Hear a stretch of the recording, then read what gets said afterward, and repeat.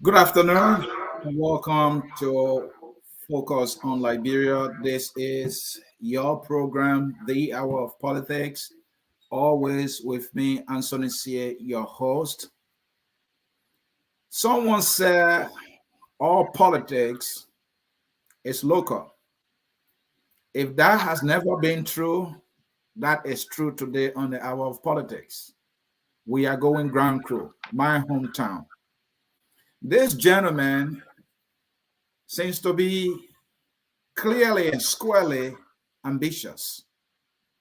Grand Kru is blessed to have the deputy speaker position in Liberia. That guy is called Fonanti Kofa. Interestingly, Fonanti is from the same time that I'm from, Sasta. But my guest is saying Fonanti is not doing a better job. And I'm saying, bring it on and take him down. That's politics. We're looking for people who will deliver the results. He said he has the record, he has the education, and he has the experience to do that. If Liberia is to be better, we must have the right people in the right places doing the right things all the time. That is how it works. So politics is local.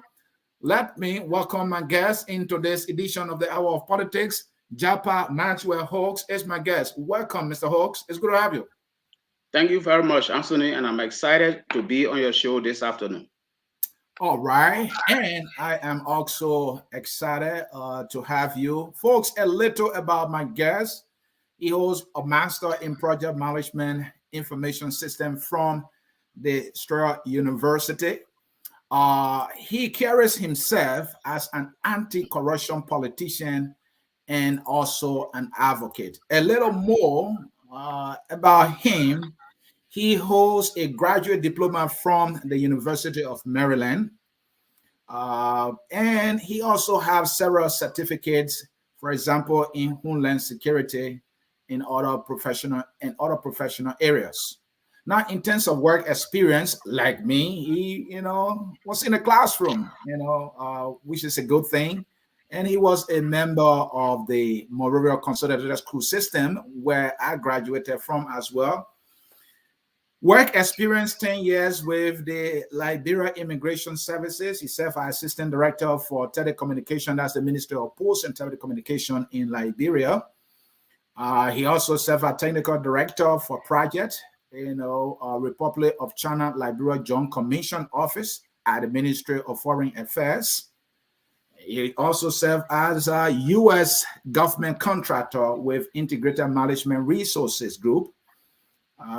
He's been busy, and for the state of Iowa, as a business support associate and behavioral analyst, he served in so many capacities. And he is here. He's a Liberian. He's a son of Grand Kru County. We share the same nativity, if I can put it that way. We can welcome you enough. Welcome again. Thank you, sir. All right. So, folks, let us get to it. How you doing? How is family? How is our Grand Kru? You might be paying more attention there because you have some political interest. I understand now. How is Grand Kru? How's your family? Well, thank you, Ansony. Grand Kru is okay, but to begin with, my family is doing okay. In America, it's a 24/7 economic turning country where people hardly rest because you have to make ends meet to be able to meet those bills. So, but I am grateful that my family is doing okay in health and economically. We are surviving. Of course, Grand Kru County is also doing okay, even though the deplorable conditions continue to haunt us as citizens of Grand Kru County. But so far, despite the misery of the lives our people live, it's doing preferably, well.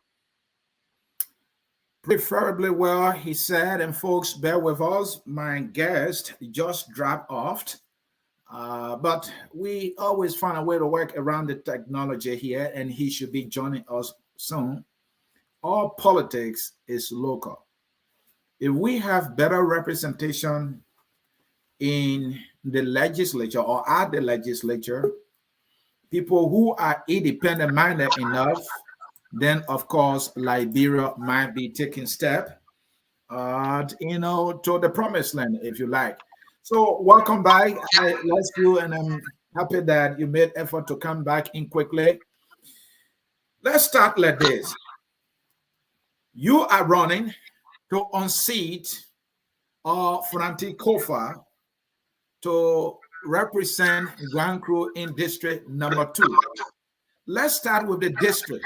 What are the issues in the district that concern you so much that you think becoming the representative for that district is the way to start? Well, the district is plunged with a lot of problems. Okay. Actually, the district is faced with a lot of problems. Mhm, There are economic issues, mhm, the absence of jobs mhm, that have resulted uh, to making our people as constant beggars. mhm, There are no employment opportunities.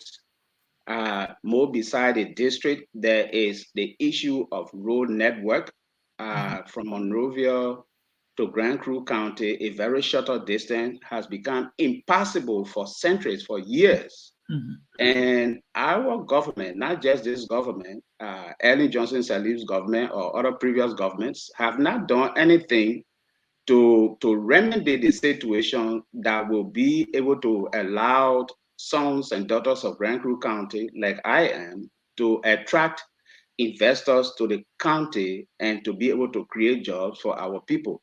So the economic situation is appalling, is severe. Since the declaration of my intent to run, the old people, the young people, the women, the men, all talk about job creation. We hear no jobs, all of us depending on government jobs, and every year government is harmonizing poor teachers' salary, poor nurses' salaries, and it cannot sustain us. So the situation is basically economic survivability.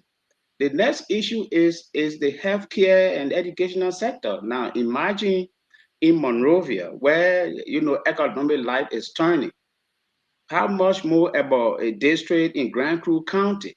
The JFK, that is the referral hospital, is least supported, is least financed in terms of budgetary allotment. mhm. You have heard the stories. We have read so many stories on Facebook, in the news media. Everybody talked about JFK. Then imagine a county where a 5-hour. Folks, bear with me. My guest just fell off there again. We're going to have the conversation about representation at the national legislature, specifically at the House of Representatives for District number 2 in Grand Kru County. He was in flight trying to list the problems that the district faces, similar problems in other areas, so we all can relate to it. So I just want him to tell me how well he understands the issues that the citizens in our district are facing, and then we will get to why he wants to be the one representing the district. And by the way, folks, Grand Kru is the deputy speaker. Grand Kru, if I can put it that way, is the president. In other words, Grand Kru, there where President Weah is from. Grand Kru, there where the deputy speaker is from. And we still having issues. We are still having issues. And so my curiosity here is, how can a representative be able to call it? And in fact, we've had representatives and senators in the past. We are still having issues.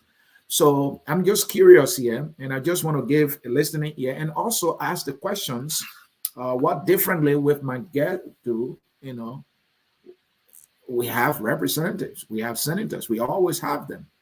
And I'm also curious. I would like to know, what would he do differently?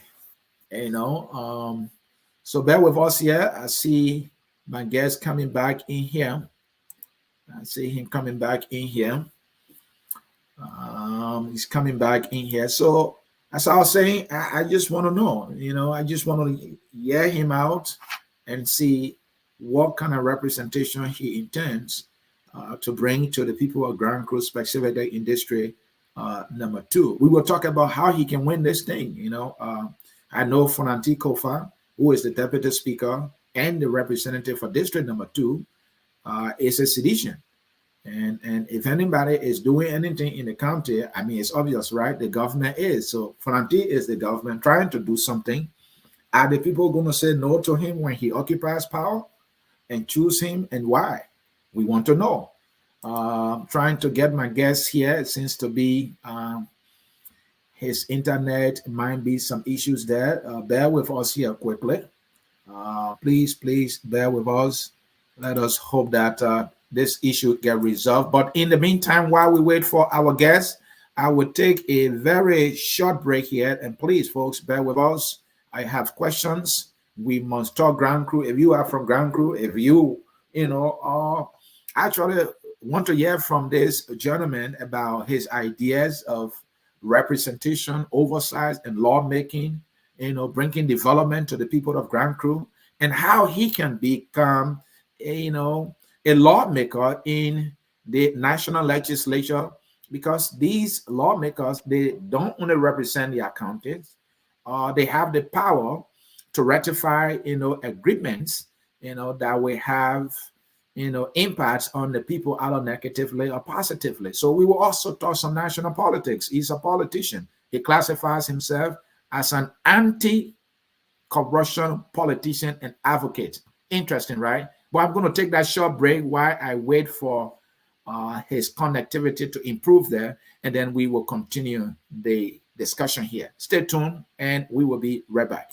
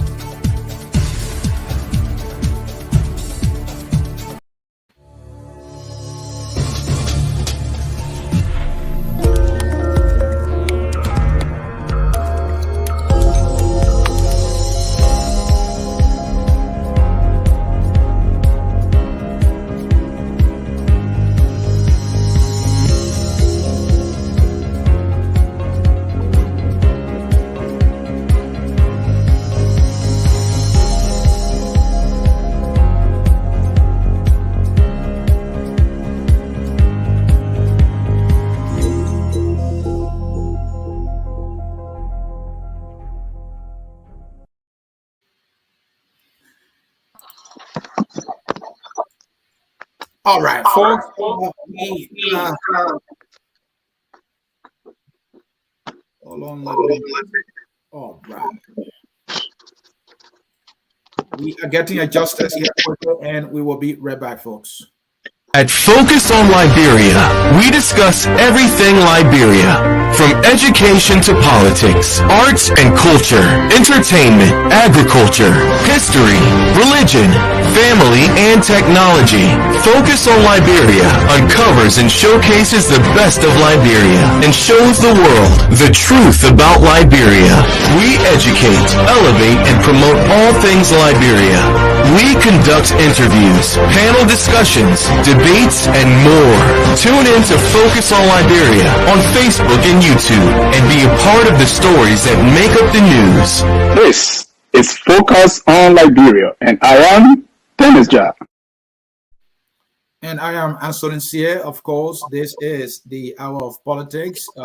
We have resolved the technical issue there. My guest is comfortably seated. Let me remind you, Mr. Jappah-Maxwell Holt is a representative aspirant for District Number 2 in Grand Kru County, the gentleman who has stepped forth to unseat Representative and Deputy Speaker J. Fonati Kofa of Grand Kru County.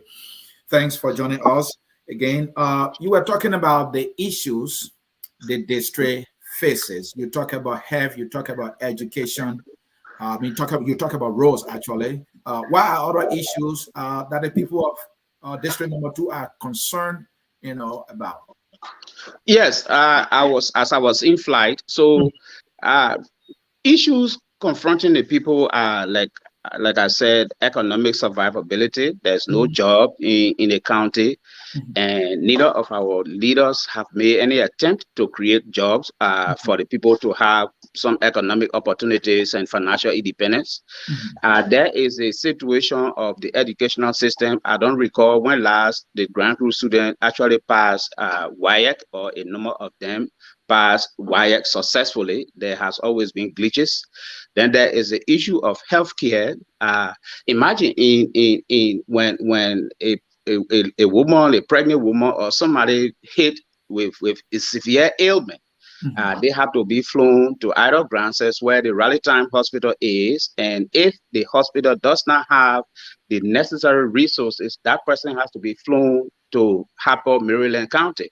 So these are the challenges our people are faced with, and we need an astute, innovative leader, a representation that will be able to provide solution to the problems confronting our people in terms of job creation, in terms of making the educational sector vibrant, in terms of improving the healthcare sector, and in terms of creating means by which we can work on and improving the road connectivity to Grand Kru County. Thank you so very much. It's good that you listed these problems. The person occupying that seat now is Fonati Kofa. You don't want him there. Why? Well, I think Fonati has not done well for the people of Grand Kru County, not just for the district, but for the people of Grand Kru County. You know, when you get elected as a representative or a senator, you represent the people of the county in particular and the people of the country in general.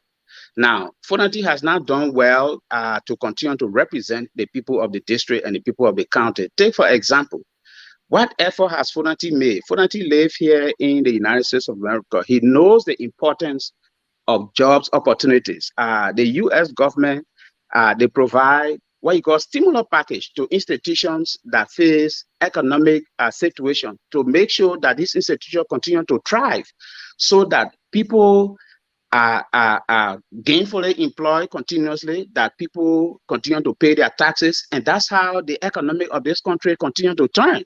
Now, Fonati has not done anything in that regard. Now, I am not concerned about the piecemeal assistance that they provide. Give somebody, the school is dilapidated, or we buy cement and buy a few bundles of zinc. That's not the means by which we want our people to survive. And he has not done much. Now, there is also, as a representative, like I said, there is also the issue of national government where, you take investors to the country and investors go to the country expressing interest. There is the issue of their signature fees that continue to drive investors away. Now, Fonati Kofa is a lawyer. How has this signature fee benefited the national government or the people of Grand Kru County to determine whether it's a viable law that we should continue to thrive, that we should continue to use as means by which foreigners come to the country to invest? If it is not a viable law, what has it done to repeal it when we know that these kind of laws, if it is a law, that these kind of laws are driving away investors? Now, if you are a representative and your people are beggars and are poor, now you haven't done anything. I'm not talking about it. Yes. So you said in the U.S., people give stimulus to citizens, especially like we have experienced yet due to COVID. No, I said institution. Institution, meaning, yes, employment institution, right. Okay. And yes, I take that. But there was a stimulus package, and Flanty was part of it as a speaker, the government of Liberia. And Flanty is a member of the CDC. So they passed a stimulus package. And according to the stimulus package, they were paying for electricity, they were giving water, they were giving food. That's something. Liberia is poor. You can't compare that to the US. Yes, the stimulus package, even though I don't recall whether Grand Kru County benefited from the stimulus package, I recall when either your FOL or some other media institutions interview Professor Wilson Tappet why the stimulus package could not reach other communities in Monrovia. Right. His excuse was that the place is raining, so we couldn't reach other places. So I mean, why we have two major seasons, the dry season and the rainy season, is Wilson Tappet saying that once the rainy season comes, all other activities should be halted? Was that the question? But I don't recall that this stimulus package was able to reach the people of Grand Kru County. If it did, that is fine. But it happened because you didn't check with your constituents to find out if they. What I'm saying, the crux of the matter is, if it did, that's wonderful. But it happened in the midst of crisis. This is not what I'm talking about. It happened as a result of crisis, the COVID. So, but I am talking about long-term sustainability, economic opportunities for our people, which the government, of which Mr. Kofa is a member of, where he sits in the center of key decision-making, has not done well to alleviate the suffering of our people. I have talked to young people across Grand Kru County. Everyone is so disappointed. It's such that their leaders are not doing anything much to make sure that economic opportunities are provided to the people of Grand Kru County, especially the young people who are graduating from universities. Every year, 20,000, 30,000 students graduate from university. The TU is there. They end up, after graduation, they end up going back on the farms. Some are making palm oil. Some are making coal to sell. What happens to the degree you earn at TU or at the university or at Teachers College? It's the only teaching job that all of us should do in Grand Kru County. So this is where my argument is that Mr. Kofa has not done well. So let's talk about your responsibilities if you should become a lawmaker. We heard about, or we continue to hear about lawmaking, representation, and oversight, right? Yes. And now you're talking about job creation. You are also talking about building roads.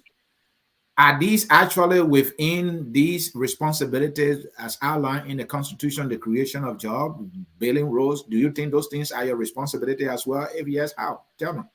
No, they are not my responsibility. My responsibility as a representative responsible to represent my people is to create the peaceful, attractive corridor. Okay. To attract investors. Meaning, the laws that are barriers for investors coming to Liberia, those laws must be repealed. We should scrap those laws. There are also usurpation of institutional functions. Take, for example, the Bureau of Concession. Then we have the National Investment Commission. Now, what are the two institutions doing when both are supposed to be responsible for investment purposes? So first and foremost is to ensure that the laws that drive away investors, those laws are repealed, that we create a business-friendly environment with the new government that will come, that we stand up to fight against corruption, making endless demands by government officials from foreigners. These things drive away investors, Ansony. So our representation to be first to look at the laws, the barriers that are driving away people that are interested coming to. Liberia has a lot of loopholes. There's this electricity. We need alternative energy institution to provide, to compete with the Liberia Electricity Corporation. Okay, there's the issue of agriculture, which I may attempt to invest in with my partners from China. We have a lot of loopholes in Liberia where people can invest to strengthen the private sector, but because of the system of governance, so people are afraid. Investors are afraid. Mr. Hawks, Franti is a deputy speaker. He has good relationship with President Weah. President Weah is also a son of Grand Kru. So these are two powerful sons of Grand Kru who have this enormous influence and power in government. Your district is struggling. The entire Grand Kru is struggling. Right. I mean, it's like nothing meaningful is happening in the life of the people. Right. Now you are coming, you will just be a representative. If these powerful people are not doing anything, are you suggesting to me that because they don't want to do it? So how will you do it when these powerful people can do it? You know, Ansony, there is, and I think it is spelled out in our constitution, where the people have the power to cause their government to leave office, except that the power has not been utilized by the people. Okay. The people have the power and authority to cause their government officials who represent them to leave office for cause. Now, I am appalled that our people have not made use of the constitutional power that they have. That if your senator or representative is not performing to your expectation, that you just sit there and accept it. That you get so why you think that is so? Why you think that is so? Because the reason it is so is because of our political system. We vote for people on the basis of tribe and section. And this we have to erase from the minds of our people. I am from Barclayville. Somebody is voting for me because I am his sister and his son. Don't do that. Somebody is voting for me because I'm from Southtown or I'm from Boao. Don't do that. Let's vote for a citizen of Grand Kru County who has a pedigree, who has a contact, who has the capacity to make things happen. And not because this person is my sister's son, or we're coming from Southtown, or we're coming from Boao. Once that person starts to do things that are not in the interest of the country, it becomes difficult for you, Ansony, Sieh, for you to stand up. I would think, Mr. Hawks, that the government officials set this very bad example. Right. This is debatable, right? So let me put it this way. So let's say Franti, for example, he from Southtown. Yes. So he gets elected by the people of Grand Kru. The first place he goes to do something is in his hometown. Exactly. So the people now say, oh, the only way we can get something is to elect somebody from our town. How will you change that? That's why we are fighting to change. We want to give the voice and the power to the people to be able to change the mentality of conduct of elections in Grand Kru County. Because if we set that example, I believe other counties will follow suit. Not voting for people on the basis of relationship, not voting for people on the basis of sectional or tribal connection. Vote for people, vote for an individual such that when the individual starts to fail your expectations, you have the power and authority to march to Capitol building and say, hey, John Brown, this is not what you told us that you intended to do. And the people can put together, and these are reasons for cause for the legislator or for the senator or representative to be removed from office. We don't have to wait for election time. The job that we look for, Ansony, is like coming to you as a public corporation or as a private corporation. You have to give me time for performance evaluation. 3 months probationary period, 6 months probationary period. If I'm not performing to your expectations, use the right as enshrined in the Constitution. Don't wait. So here's the thing. So it is about how you diversify the provision of services, right, or benefit for the people. The example I gave earlier, Franti from Southtown, he got something to do for the people of Grand Kru, he takes it to Southtown first. So for you now, should you be elected, because the district is bigger, how will you diversify what is for the people in a way that they will not feel that you are taking it to Barclayville because you are specifically from Barclayville, so that the poor of that district will feel that, oh, he's doing it for all of us? How? So this example that I want people to follow is the constitution of my campaign team, right? Okay. I am from Barclayville. I didn't select a person from Barclayville to be chairman of my campaign activities. Okay. I took a guy from Fopo, who is chairman of my campaign. I took a guy from Bolo, who is also our double district coordinator. Okay. I took a guy from Southtown, though he grew up in Barclayville, who is head of the Friends of Jappah-Maxwell hoax. Okay. So I'm trying to delineate the fact that people think I will be the, our people have this saying, the Barclay people, I don't know if it is with Sastown people or Borough people, don't put a pan butter before yourself. I'm not one who wants to put a pan butter before me when I have a group of people who are eating. Yeah. I want to spread the pan butter so that everybody has, taste of the pan butter and not to come in from me and eat, or I don't want to know. That is not the kind of person I am. So I'm beginning this to set the example by the appointment of those who I believe that can make us win. That is why I selected my campaign manager from Fopu, my district coordinator from Double, and the Friends of Jappah-Maxwell host from Sastown, though he's in Barclayville. That is a mixture of the diversity of the people that I'm bringing on board. Okay, so when it comes to project implementation, allotment of resources to the district and also the county, give me an example of how you would do that. So Mr. Host cannot be seen like all other representatives who have set the terrible example for which the people would rather vote for somebody from that town because that's the only way to get something. So one key point in my payload, in my vision, or in my manifesto, is to look at the county development fund that I have told the people of Grand Kru district to over and over to look at the county development fund instead of the way it is being structured. Can we restructure it such that we provide, micro entrepreneurship? So it's such that.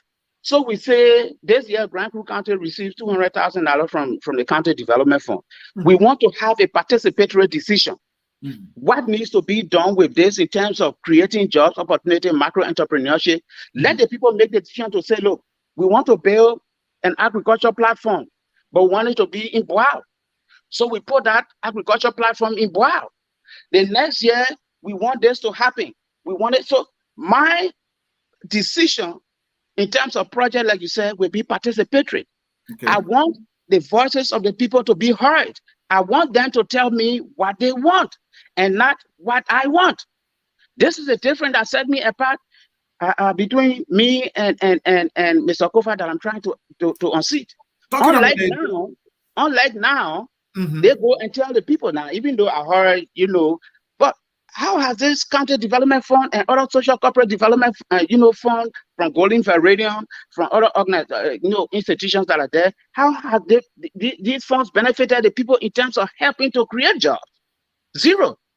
So talking about that fund, the county development fund specifically, is that enough? If not, what are you going to do about it? Well, it's not enough. But again, we start with a decision that will be considered by the people. That is why we have to do it in segments, in stages. This year we get $150,000.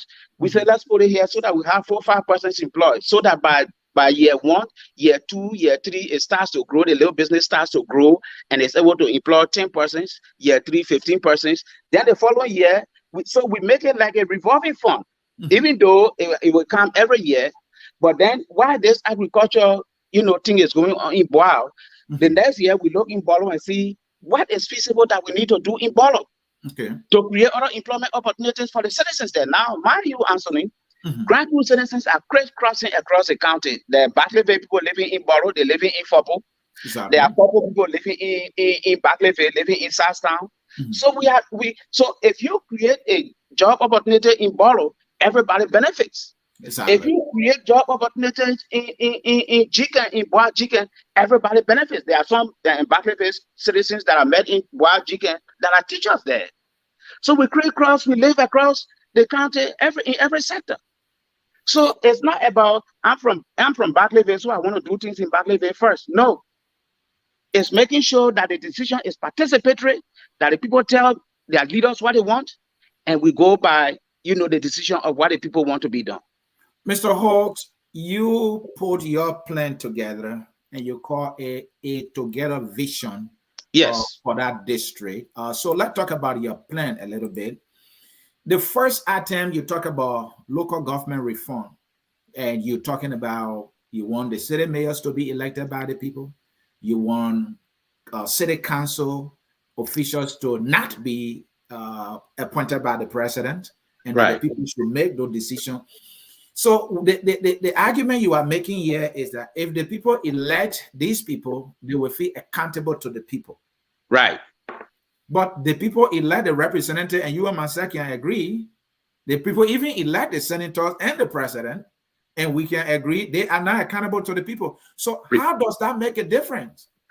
So the difference that this is going to make, if we get elected by our people, the difference this is going to make is that, say for example, the city mayor and city council, you know, Ansony, it used to happen before the war years or before the 1980 coup. Amos Sawyer ran as city mayor for Monrovia. So we want to bring back that same system where the people will have the voice to hold their people accountable, where city council government, including the city mayor, will make decisions, will improve cities in terms of education, in terms of licensing. You know, when you have your company and you go to register in Monrovia, say you want to do gold in Grand Kru County, the city government must be able to give you licensing, and not from the central government, where that the government is exploiting your resources and you are not benefiting, and the city mayor just sits there doing nothing. So my plan is to make sure, like I said, it is a together vision. Let's do it together. Let's make decisions together. Let's make sure that you ask me what you want. Take for example again, Ansony, how many times has any of our representative or senator talked to Grand Kru County, the national budget, to talk about it? Or how many times have they demanded, Mr. Senator or Mr. Representative, this year we want to know what is in the national budget for city development, for district development? They don't do anything. But this time I want to make sure that I give them the power to demand upon their leaders what they want. That is why I will enforce the constitutional provision that gives citizens the right to call upon their leader or to be removed for failure to perform. And Mr. Holt, I mean, I like the example you cited that Amos Sawyer, there was an election. I don't know if that election ever went on. But I also remember as a little boy, there was this man called Chief Toya. Even the paramount chiefs were elected in Grand Kru County. I witnessed that as a child. Yes. Our people used to get online. They were electing the paramount chiefs. So is this something that you can ensure when you, get blessed to represent district number 2 in Grand Kru County, to tell your people, look, we will elect our own city mayor, will elect our commissioners? Is that something because you will not be violating the Constitution for providing that leadership as the representative of the people? Maybe it can start with that district. Yes.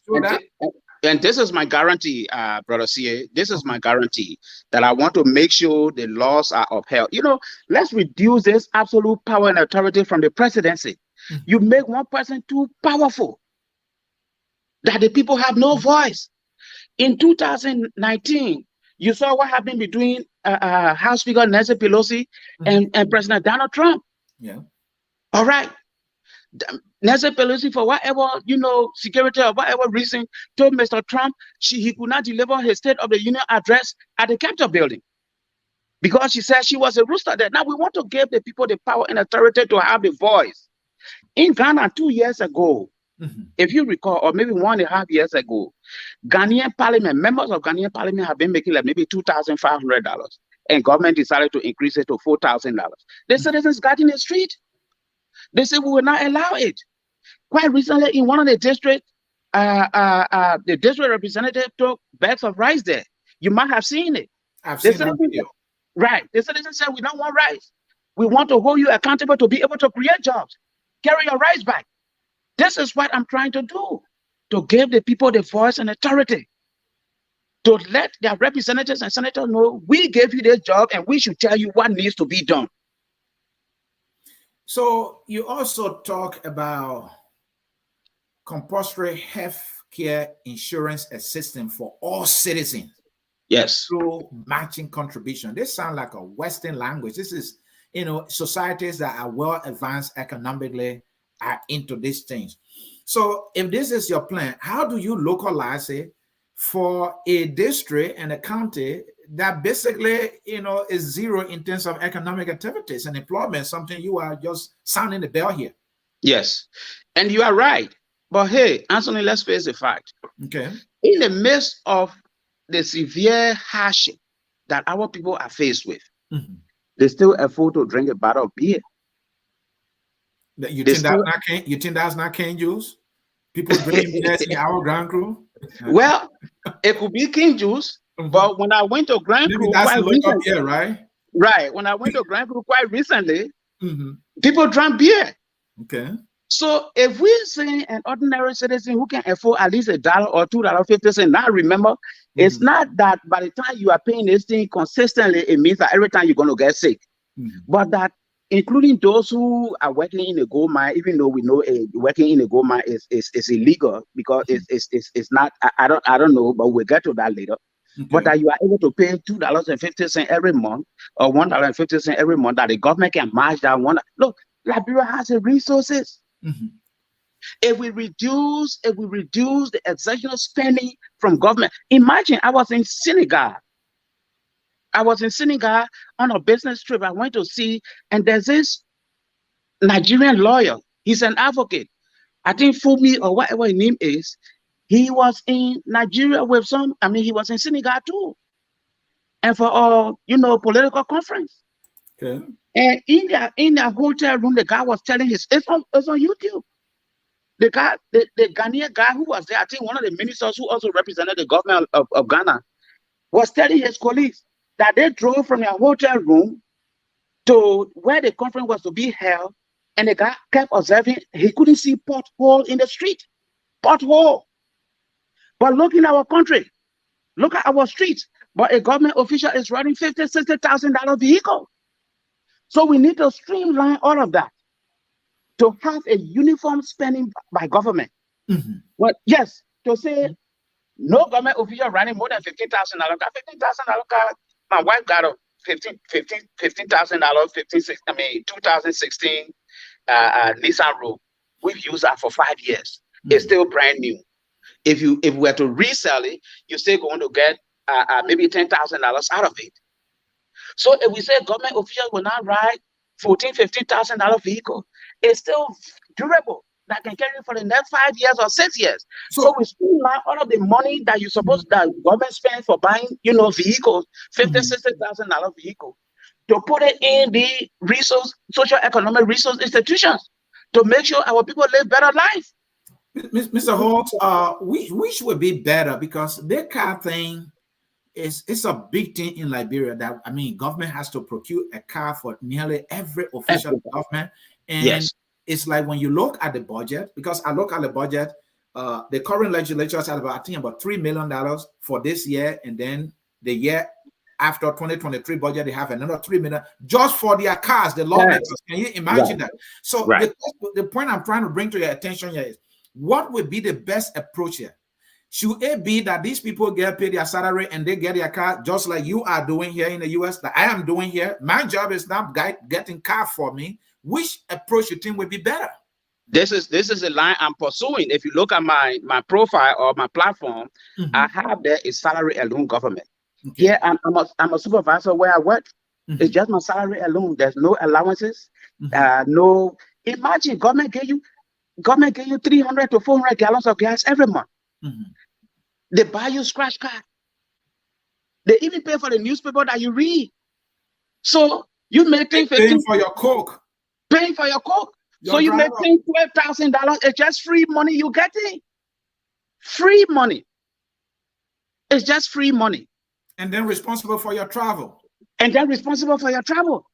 Then in addition to that, they gave you money for community engagement, legislative engagement. What a waste, Ansony. So we need to put the new government.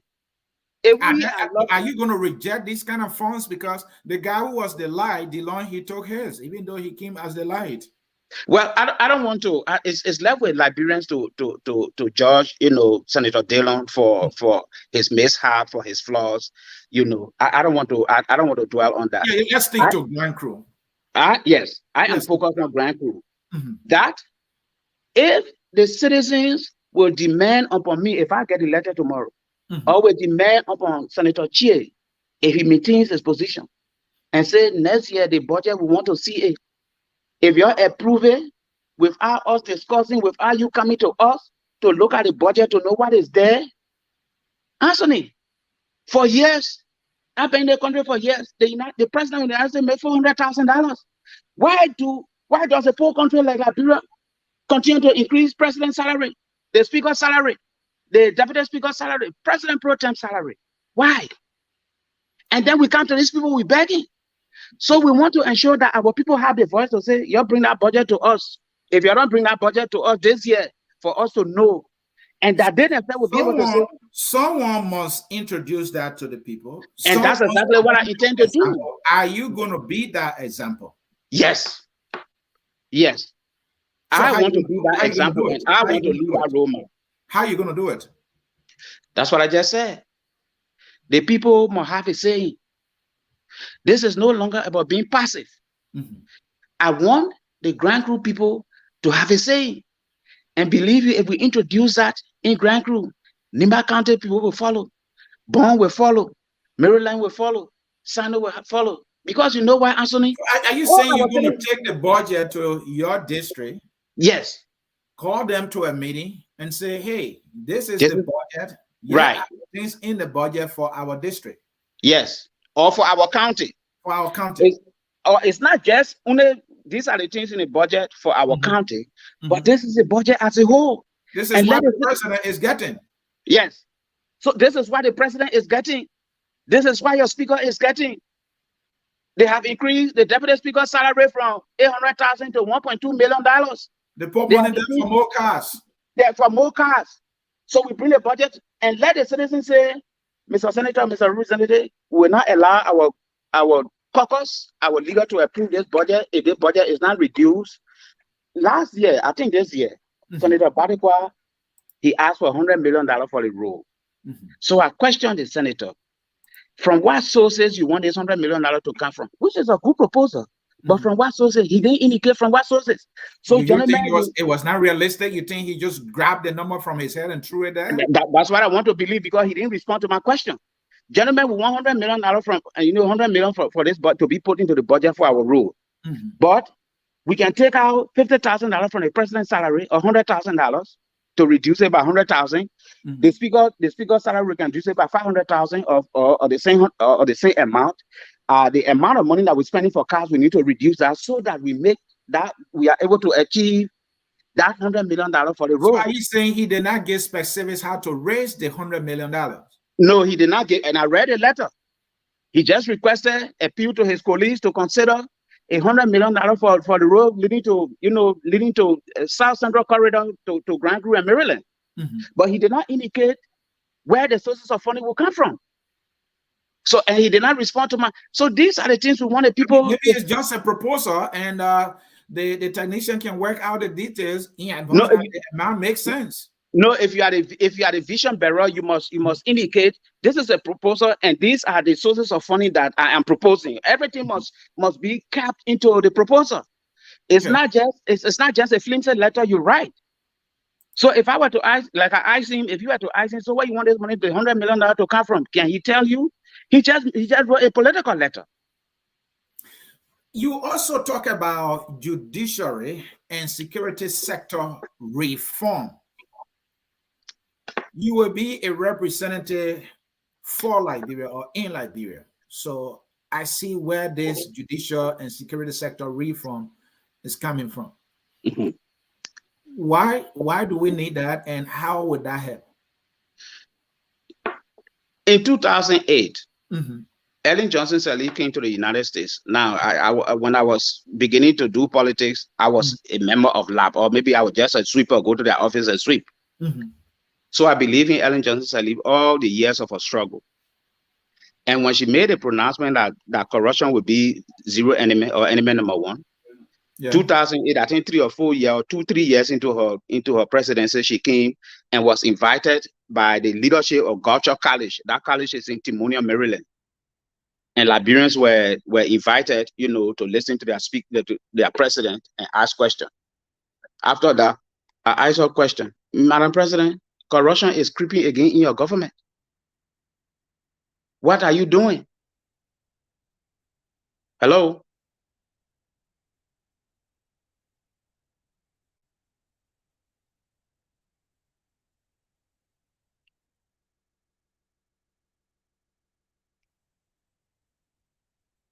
You are muted. Yeah, continue. Sorry about that.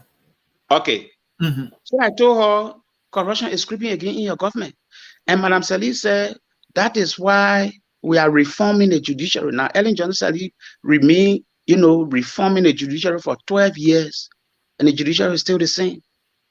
I want to honor our leadership as part of our representation for the people, to hold people. And it's good that Mr. Dillon spoke about it quite recently, to hold people accountable or declare a vote of no confidence in executive cabinet position or leaders who are not performing. Look at the lawlessness in our country, Ansony. Every day people are dying. Not natural death, they are killing people every day, and the government does nothing. So if we have a system that will call that, now it's not just calling the police director, hey, why can't you see, why is this thing happening? And if it continues to happen, but because we don't have the law that will pin them down, that if you can't make any effort to improve the security situation in this country, we declare a vote of no confidence in your leadership, and there will be no precedent. And this is why I'm saying the people should have the impeachment power, and there will be no precedent when we declare that vote of no confidence in you. There will be no precedent to say we're meeting the men like Ellen Johnson Sieh and Mary Broad did. Yes, we will not do that under the new government. If we get elected, we will not do that. Even if Georgia gets re-elected, we want to have a legislator that will hold him upside down, that he will not breathe. You consider yourself an anti-corruption politician and advocate. So talk to me. Why are there corruption attitudes and behaviors that you are against, and why? And also tell me, why are the issues as an advocate that you are advocating for the betterment of your district, our Grand Kru, and our Liberia? When I work with the Republic of China Liberia Joint Commission Program Office at the Ministry of Foreign Affairs, remember now, the Chancellor government was giving a 10 million grant every year by the Taiwanese. Robert Kennedy, may be to his ashes, he took me as one of the project person at that office. Ansony, money was changing hands. Even when Judy Bryant became president, because of the relationship with Bill, Judy Bryant wanted to know if I could come to Liberia. I was in school doing my master's program, so I refused. I would have gotten rich at that project. There's a guy who works at Public Works. He's one of the engineers. They call him, he's a pellet boy. His name will come to me. People, the embassy will sign the checks and send it to Money Captain office. Money Captain will further sign it and send it down. The controller was Mr. Boller, the appellate man, and that check will come to either my office. Those checks will come to either my office, or there was another guy called Jim Plomo. Those checks will go to the office. Ansony, if I were not afraid of my name, my family name, I would have gotten rich, because there were not small checks. 50,000, 100,000, 200,000. I will keep those checks. When I worked with the Bureau of Immigration, what did you do to the checks? Saying you didn't keep them. I would just wait for the contractor to come and take delivery of his check. And when he will come after taking delivery and say, my man, take $10, $15, I was okay with it. But that was not my style. When I worked with the Bureau of Immigration, Martin George, may be to his arches. When I was director of logistics and procurement, he would say, my man, right, these Lebanese people, we want to do facelift. The guy who was the secretary to the treasurer to the Lebanese community in Liberia, his name was Shenny. He had a stationery store. I would take the letter to Shenny.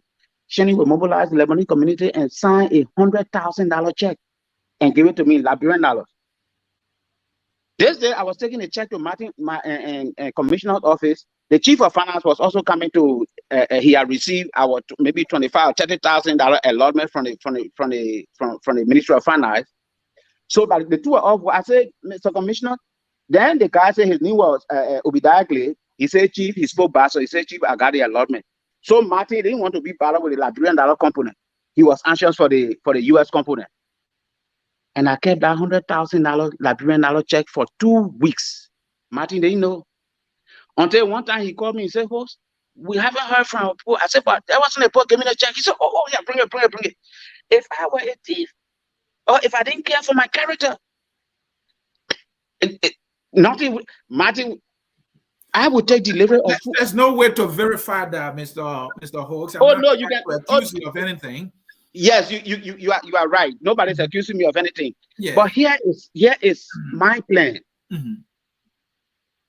All of us know, you know, that I know, Liberians know, corruption is suffocating our people. Okay. We want to make sure there are strong laws. We want to make sure there are strong laws in the next government that we can. Look, if we don't give our country the laws are there though, Mr. Hawks. For example, one of the beautiful pieces of law that I've read is the Code of Conduct of 2014. I'm sure you might have read it, right?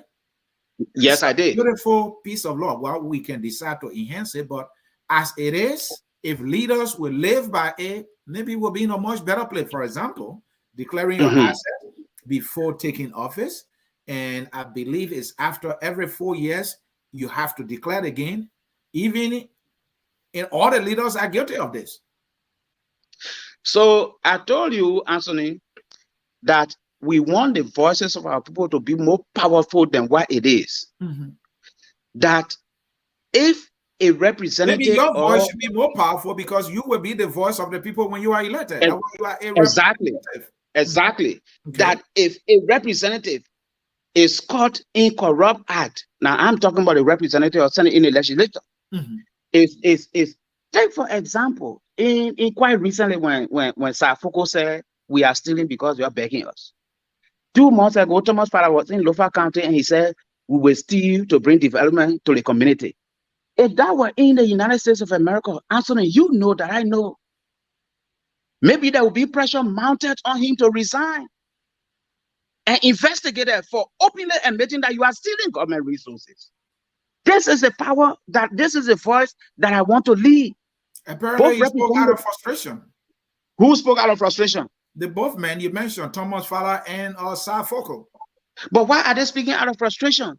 Why are they not, removing laws that are creating barriers for investors to come to the country to create jobs for our people? Why is this an excuse? Why is this an excuse that people are begging also with stealing?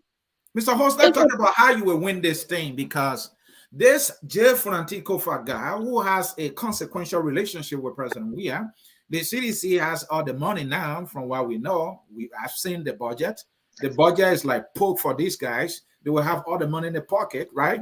So let's talk about winning. I'm not suggesting in any way that money is going to win it, but there's the thing in Liberia, well, that all will eat. What will we eat before we can vote for you? So talk to me. How connected are you with this district compared to Fonanti? And by the way, I think Fonanti tried 3 times before he could succeed. Can you win this thing on the first attempt? Ansony. Yes. I will beat Fonanti flat. Flat? I will beat Fonanti flat. All right. Where will the numbers come from? The numbers will come from the district. I will beat Fonanti flat. What's the strategy? You want me to disclose my political strategy, my campaign strategy? Tell me the strategy. The people are listening. Ansony, you said it right. This is not about money. The people know the resources Fonanti is dashing out. It's not his personal money. When we were working for Grand Kru County, in many communities in Monrovia, Fonanti was still here in America. Either he was going to school or doing UNA 1212. So what he's dishing out today is not his personal money. They are exploiting the gold resources. Money is coming from there. They're dishing it out to the people. The people know better. Now, our people know better. So he can carry the truckload of money. I will defeat Fonanti. What I see here is that when Fonanti started his effort to represent Grand Kru, he was mostly in the U.S. I remember meeting his team in Bagleyville. I think his team was called Athena, right? Going around. Yes. But the people ask, but where is this man you people talking about? Oh, here in America. Are you not in the same shoe today?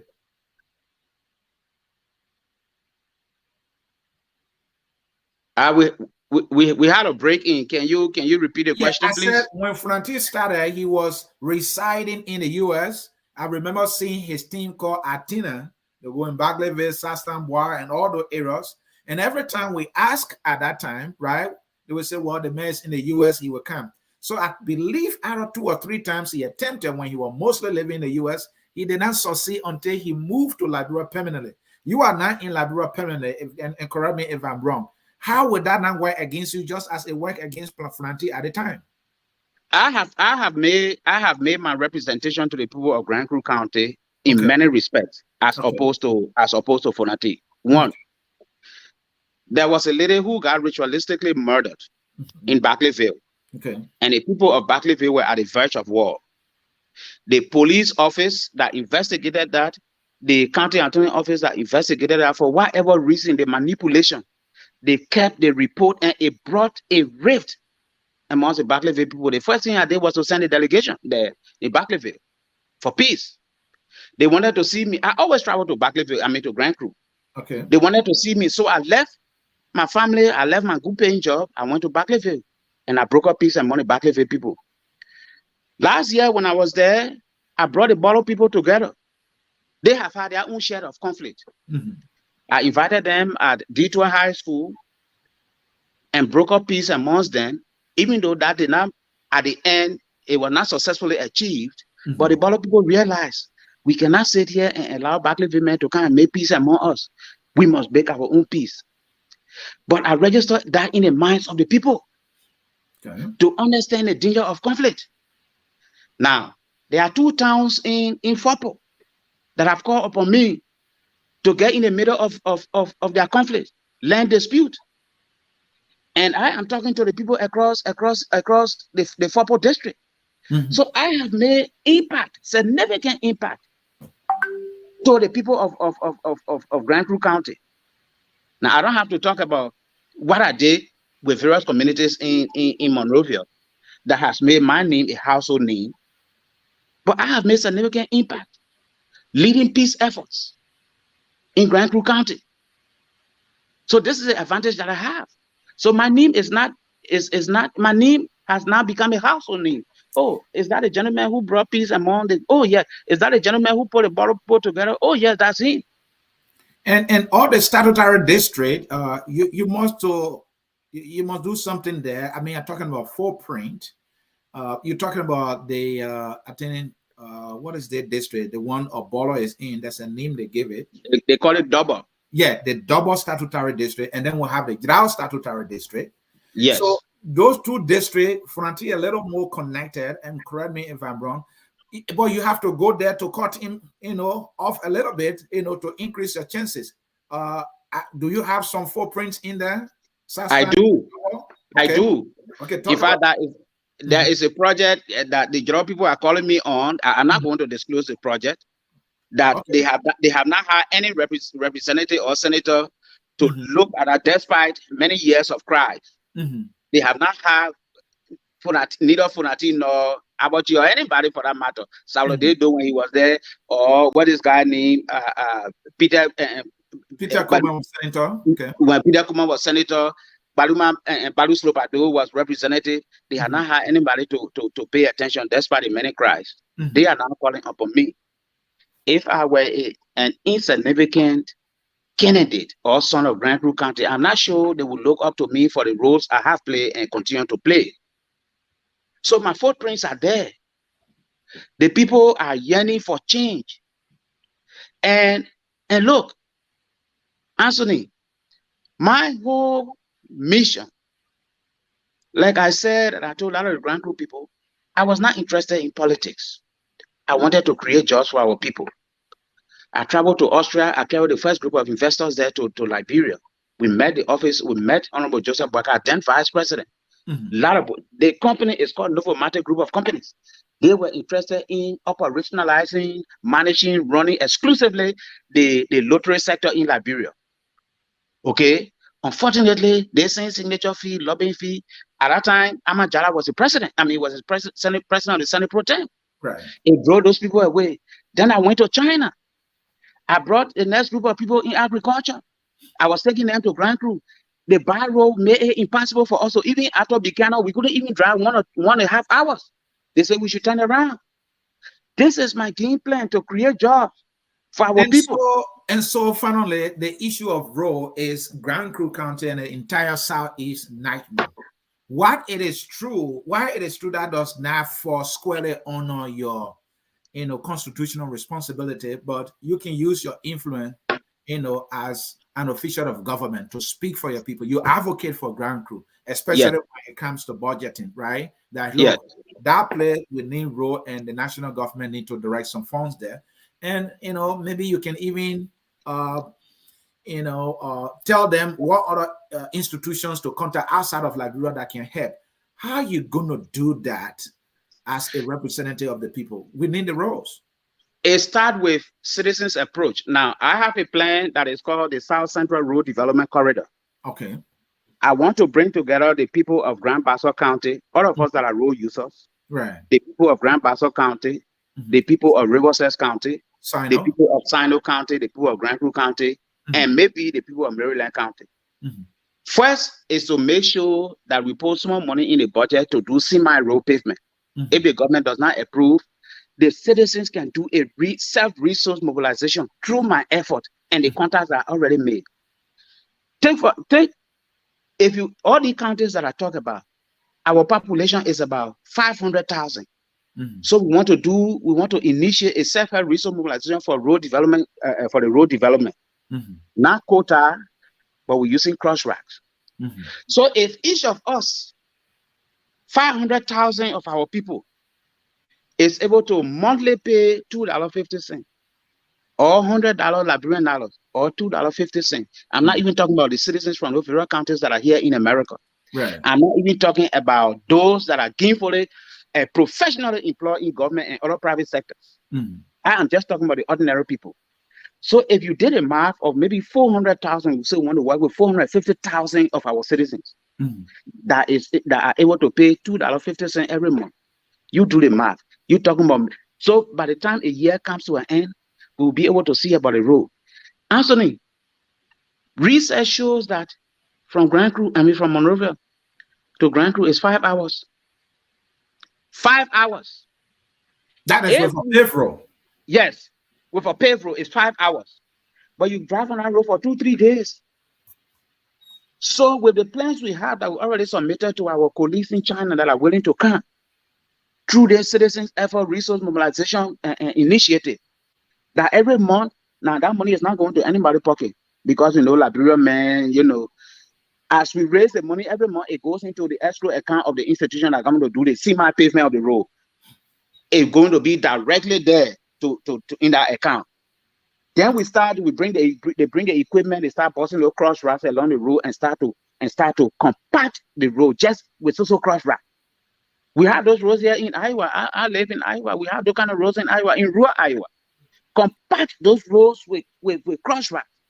Then we are also helping our citizens to be gainfully employed, because then they will be building covered, building drainages along the road, and they are also employed hundreds of thousands of our people from Grand Kru. So by the time the year comes to an end, it's $65,000 to build a mile road, semi-pavement. $65,000 to build a mile road. From Monrovia to Grand Kru is about 260 miles, which is 5 hours if you did a mile. Yeah. So if you times 65,000 per mile times 260 miles, you're talking about maybe around $18 to $20 million. That's small money to Grand Kru. The citizens themselves, they just need a leader, and that leader is me with the vision. Another thing I want us to talk about before we can leave shortly here, the issue of employment. Employment in gender economic activities. Right. So you become a representative by the grace of God.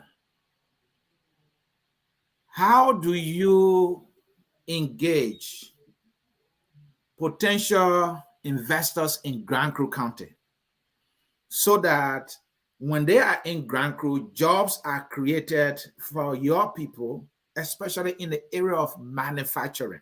I don't want a firestorm scenario. We tap all the rubber, we ship it out of Liberia. What will you do? So what I intend to do is the first thing is to create the condition for my partners to have the interest to get to Grand Kru and invest. First and foremost is seeing about the road. Now, we want to make sure that companies that go to Grand Kru County say maybe they want to do agriculture or they want to do some manufacturing, that our citizens are first and foremost. Our people are first and foremost. That they will have the economic power, the financial independence, that they are able to pay taxes, and that we can also advocate for revenue sharing. Those are the things I want to do first. So we want to create a condition that our people, that foreign investors who I have, quite recently, Anthony, there is a Chinese company, it's the second largest powerful Asian company and electricity company in Asia. I'm not going to disclose the name. We started talking, when I traveled to China, they came to look for me and we started talking about going into Liberia to build a photovoltaic platform. Photovoltaic is a large solar panel platform, including windmill. That's what they wanted to build. But Ansony, for many months, we have exchange of text messages. When you go into Liberia, want to get this thing done. When you go into, at some point, they started to decline. Every time I send a message, though they are still hopeful that if we succeed, they will come through us. At some point, are they going to the beginning of, few months, two months ago, the guy sent me a text message. He said, Maxwell, the reason I'm not responding to you, nobody is interested in coming to your country. The economy is bad. Your credit rating is poor. There is no investment return guarantee. And many people are not working. That if you put 100 million, that was a 50 megawatt energy platform the guys intended to build. Now the government of Liberia built through the help of donor institutions. They built 80 megawatts. So if a private company is coming to build 50 megawatts, that should be competitive with the LDC, maybe to electrify the whole southeastern region. But Anthony, your government is bad. There's no investment return guarantee. If you want, I can send you those text messages. So these are things we want to focus on. These are the areas that we want to focus on to ensure that once we repeal some of the laws that are barriers to private sector growth or FDI investment in Liberia, that these people will come. And that through the CMA payment of our road, that we can lead them straight into Grand Kru. Finally, I travel from Barclayville to Southtown. There is a savannah land where such a platform can be built. I was so excited when I saw that savannah land. Oh yeah, Southtown. Oh yes, savannah land there is vast. It's vast. Finally, are you affiliated with any of these political parties in Liberia?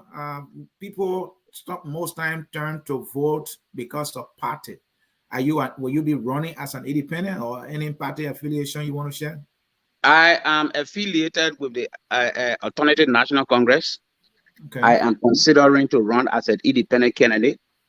Sometimes a lot of our people get disgruntled with political institutions, with political parties.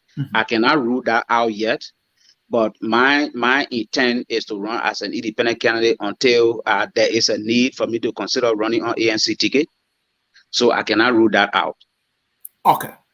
I mean, I'm just curious what is going into that calculation. Are you not proud of that party? I mean, you should go with your party. After all, it's your face your people are going to see. You think that ANC will hold you back? Yes, I am proud of the party. I am proud of everything Mr. Cummings represents. He's leading a change campaign for us to do things differently. So my platform is not different from what Mr. Cummings is trying to pursue. We are hoping that this Booker case against him will be squashed finally, that we can get back to the drawing board to get across the country. Yes, I am proud and want to affiliate, continue to affiliate or continue my membership with the party. And is the ANC visible in Grand Kru? It's a known there and active. Yes, ANC is very, very visible in Grand Kru County. I've spoken with a lot of the young people who, in fact, some of them are even in Monrovia now, going for some materials to continue engagement, awareness. Yes, ANC is very, very visible in Grand Kru County. Folks, that was the voice of Grand Kru representative aspirant for district number 2, Mr. Jappah-Maxwell Hawks, doing everything he can to participate in the upcoming elections. And he wants to unseat Grand Kru County Representative J. Fonanti Kofa, who is also Deputy Speaker for the House of Representatives. Mr. Hawks, we want to say thank you so very much. Hey, let's do this again. Let's talk about Grand Kru. That's my county, and I'm so proud of that county. It's a good thing that there's not much there yet. So when that time comes for us to develop Grand Kru, we don't have to destroy anything to build. Yes. That's expensive. So yes, that is an advantage that we have, and I just hope we all can see that picture and plan accordingly. So I'd like to thank you, Ansony, and let me close with my final statement to the people of Grand Kru County. You know, all of us who are men or women that are married or have boyfriends, girlfriends, you know, each of us, your wife knows your weak point. His wife, John's wife knows his weak point. He also knows his wife's weak point. And I'm talking to you literally, to the people of Grand Kru County. If the man's weak point is in the bedroom, your wife going to take advantage of you. No matter what she does and you get annoyed and going to make a decision, she lures you into the bedroom. Everything you wanted to do, that's the end of it. So are the women.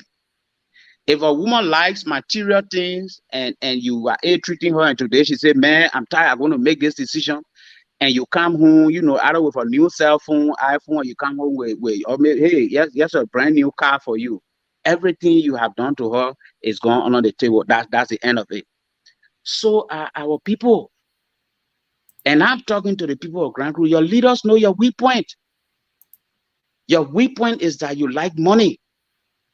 Let's change it. They have hurt you for 6 years, 9 years, but they're coming with money in the bags, in the trunk of their cars. That's your money. You can use it. But don't let your weak point show that you cannot make a decision in 2023.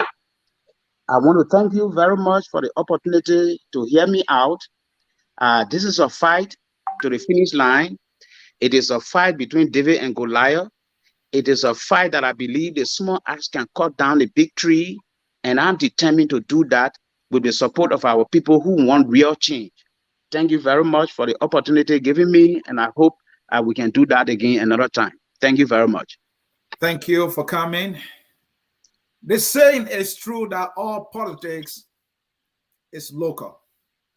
And we went local today with our Grand Kru. We share the same county. But Grand Kru is part of a nation that is in peril politically and economically. Young people have zero opportunities for them to live a fulfilling life. If we are to do it, yes, it must start with representation at the House of Representatives, because they are the voices and advocate of the people. They are the one who look at the budget, look at the numbers, and can decide whether the youth get employed, the roads get built, and that the schools also get renovated, and that the teachers get paid well so that they can prepare them for the future that we want. So let's get it right with the representatives. Let's get it right with the senators, and maybe things will start getting better for us. All politics is local. District number 2, Representative Aspirant Jappah-Maxwell Hawks is saying, he's your guy, District number 2. He's saying, I'm your guy, Grand Kru County. Give him the opportunity.